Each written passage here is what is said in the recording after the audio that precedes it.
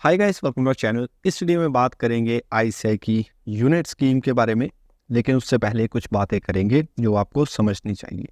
देखिए, जो नवंबर 2023 अटेम्प्ट थी, that was the last attempt under old scheme. अब मई 24 में नई स्कीम के अकॉर्डिंग एग्जाम होंगे, लेकिन नवंबर 23 में क्या हुआ होगा पहले वो समझते हैं। देखिए, फाउंडेशन में जो भी पास हुआ होगा डेफिनेटली वो इंटर न्यू स्कीम में रजिस्टर करेगा। जो फाउंडेशन में फेल हुआ होगा भाई, डेफिनेटली वो फाउंडेशन न्यू के अकॉर्डिंग एग्जाम देगा, झंझट ही खत्म। ऐसा ही इंटर के साथ, इंटर में जो पास हुआ वो न्यू फाइनल में रजिस्टर करेगा। इंटर में जो फेल हुआ भाई बोथ ग्रुप में, वो इंटर न्यू में एग्जाम देगा, ये भी झंझट खत्म। और सेम चीज़ें ये अप्लाई होंगी फाइनल के लिए। लेकिन भाई इतनी चीज़ें आसान होती तो बात ही खत्म थी, लेकिन ये 20% होता है। क्यों? क्योंकि सीए का रिजल्ट 20% के अराउंड ही आता है। लेकिन असली केसेस जो होंगे 80% वो ये होंगे। क्या क्या होगा कि आपने कोई ना कोई एग्जाम अंडर ओल्ड स्कीम दिया नवंबर 23 में, और उसमें आपका इंटर की बात करेंगे पहले। मान लीजिए इंटर का आपका ग्रुप 1 क्लियर होगा, या फिर किसी भी पेपर या पेपर्स में आपकी एग्जामिशन या एग्जामिशंस आई होंगी, तो उस केस में क्या होगा? उस केस में भाई आपने अब ग्रुप 2 के कुछ पेपर्स ही देने हैं। ठीक है, क्यों पेपर्स देने हैं? क्योंकि अंडर ओल्ड स्कीम 8 पेपर थे, अब 6 पेपर रह गए। अब किसमें कुछ ही पेपर आपने देने होंगे।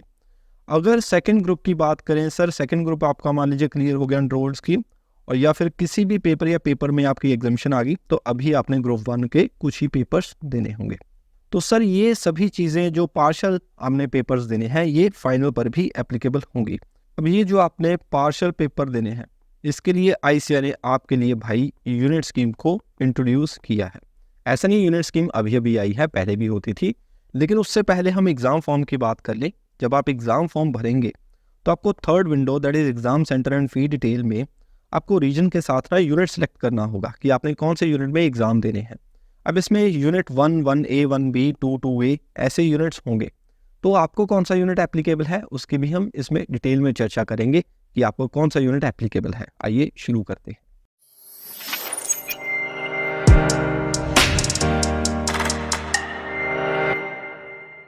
देखिए, अगर आप आईसीएआई की वेबसाइट पर एग्जामिनर कॉर्नर में इंटरमीडिएट के गाइडेंस नोट्स देखें, तो उसमें आपको 11 पेज पर, दैट इज 11 पेज पर आपको ना यूनिट्स के बारे में बातें मिलेंगी। तो उस यूनिट में क्या लिखा है आइए पढ़ते हैं। The information regarding units applicable to candidates who have already passed any one of the group under erstwhile intermediate examination as per the syllabus. देखिए, इसमें चीजें अब सीधी नहीं दे रखी होंगी, देखना। Under paragraph 2A of schedule B of CA regulation 1988, professional education course second. अब भाई सीए में पी कब से आ गया? प्रोफेशनल एजुकेशन, ठीक है। अंडर द रेगुलेशन 28B, ये क्या है भाई? Professional competence course PCC under regulation 28C, ये क्या है भाई? इंटरमीडिएट अंडर रेगुलेशन 28E, ये कब आ गया? अब इंटरमीडिएट अंडर रेगुलेशन 28G। अब इसमें क्या फर्क है? देखिए, ऐसे आपको चीजें सीधी नहीं देगा, ये फलाना रेगुलेशन है, ये ढमकाना रेगुलेशन। अपना रेगुलेशन देखो, अपने एग्जाम फॉर्म भरो। लेकिन हम इस वीडियो में पूरी डिटेल में देखेंगे कि आपको कौन सा यूनिट एप्लीकेबल होगा, और देखेंगे कि सीए में एक्चुअली कितनी रिविजन्स हुई। आइए इसको भी देखते हैं। देखिए, सबसे पहले हम बात करेंगे intermediate examination as per the syllabus under paragraph 2A of schedule B of CA regulation 1988। अब भाई शेड्यूल बी में जाएंगे, सीए रेगुलेशन 1988 में, पैराग्राफ 2A में। हम गए सीए रेगुलेशन में 1988 में। इसमें बदकिस्मती से भाई शेड्यूल ए ही है, शेड्यूल बी नहीं है, लेकिन हम का ठहरने वाले। हम शेड्यूल बी में हमने ढूंढ लिया ओल्ड लॉ से।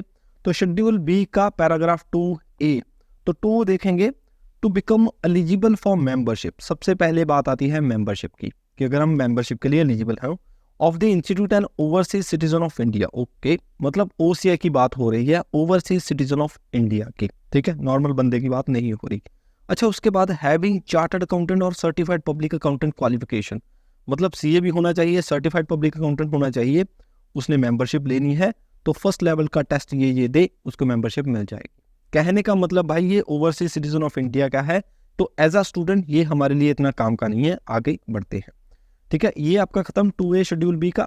तो सेकंड है सर प्रोफेशनल एजुकेशन सेकंड। अब ये क्या है भाई? रेगुलेशन 28B का। देखिए, इसको समझने के लिए ना आपको सीए कोर्स की रिविजन्स की बातें समझनी होगी कि सीए कोर्स में एक्चुअल में कितनी रिविजन्स हुई। देखिए, ये सीए कोर्स रिविजन है फ्रॉम 1994।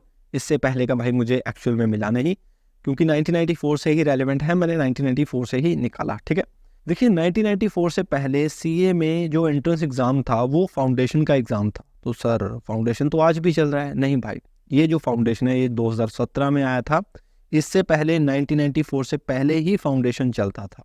तो पहले फाउंडेशन चलता था, 1994 में ये फाउंडेशन हो गया खत्म, तो इंस्टीट्यूट ने PE1 को इंट्रोड्यूस किया एज एन एंट्रेंस एग्जाम। ठीक है, PE1 मतलब प्रोफेशनल एजुकेशन 1।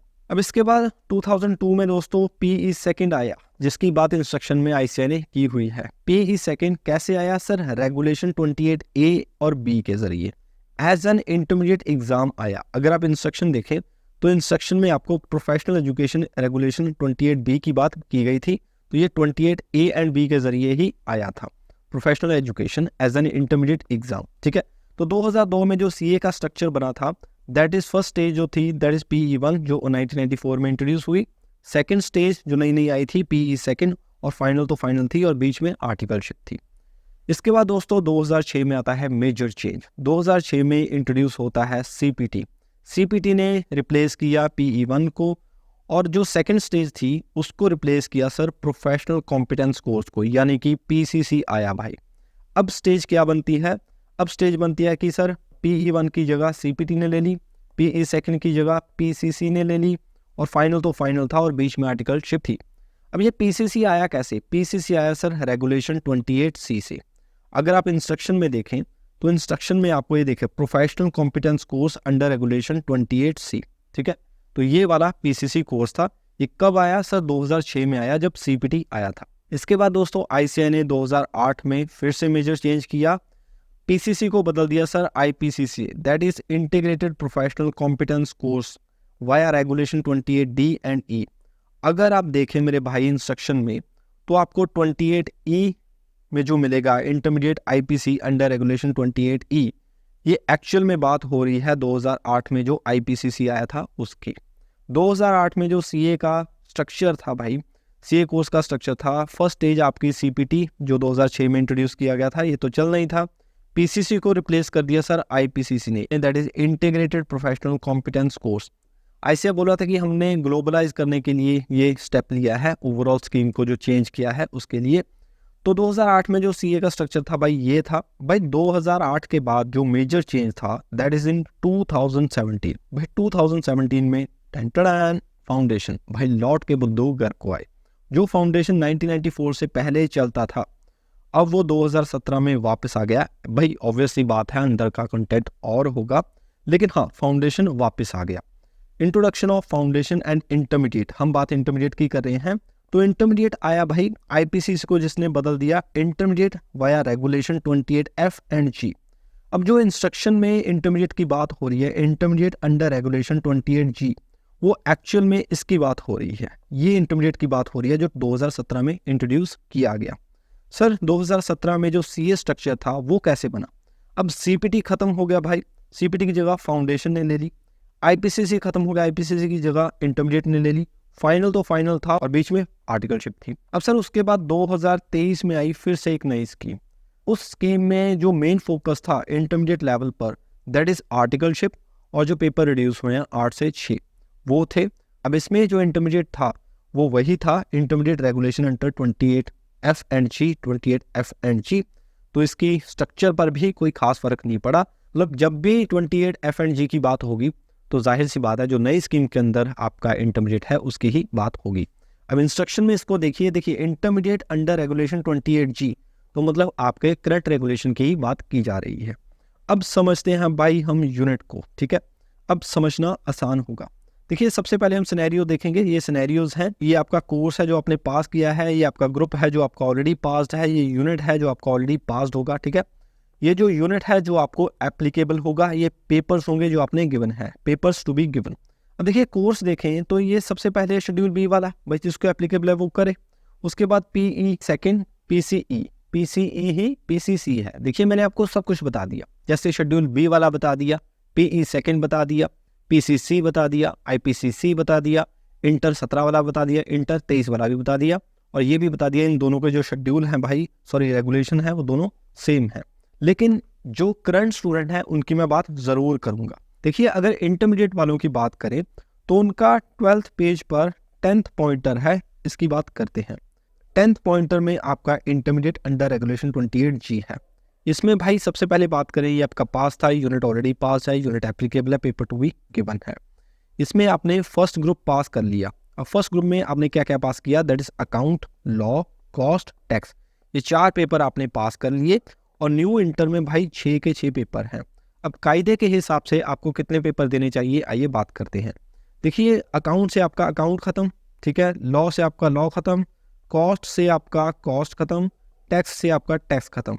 तो कायदे के हिसाब से आपको पेपर नंबर 5 और 6 ही देने बनते हैं। तो भाई हाँ, आपको 5 और 6 ही देने हैं। यूनिट 2D आपको एप्लीकेबल। जिन स्टूडेंट्स का भाई फर्स्ट ग्रुप क्लियर है, उनको अब यूनिट 2D में एप्लीक करना है। कहाँ करना है, आपने एग्जाम फॉर्म में जाना है, ये मैंने आपको ऑलरेडी बता दिया।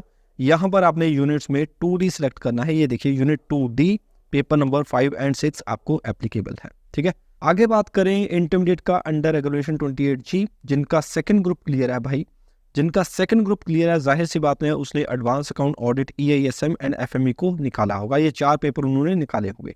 तो कायदे के हिसाब से देखें, एडवांस अकाउंट से एडवांस अकाउंट खत्म, ऑडिट से आपका ऑडिट खत्म, EISM से आपका FMSM खत्म, क्योंकि इसमें SM है। FME को से भाई FMSM ही खत्म होगा, मतलब 2 पेपर आपका एक को ले डूबेंगे। तो कायदे के हिसाब से आपको 2, 3, 4, अब ये 3 पेपर देने हैं, 2, 3 एंड 4। तो देखिए 2, 3 एंड 4 दैट इज यूनिट 3, आपको यूनिट 3 देना है। अगर किसी भी स्टूडेंट का सेकंड ग्रुप क्लियर है भाई, तो उसको यूनिट 3 देना है, दैट इज 2, 3 एंड 4। और ये रहा दोस्तों unit 3, that is paper number 2, 3 and 4। तो आप अपने हिसाब से जो भी आपको यूनिट एप्लीकेबल है वो चूज कर सकते हो, एग्जाम फॉर्म भर सकते हो। All the very best. तो ये था दोस्तों कंप्लीट वीडियो, उम्मीद है आपको पसंद आई होगी। वीडियो अच्छी लगी हो वीडियो को लाइक करें, चैनल को सब्सक्राइब करें। मिलते हैं नेक्स्ट वीडियो में, stay tuned for more videos.